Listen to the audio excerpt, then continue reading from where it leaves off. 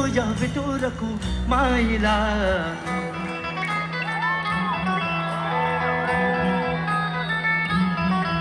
तू ध्यानी जरा ठेव, ध्यानी जरा ठेव, जिचा भाव तिथं दे.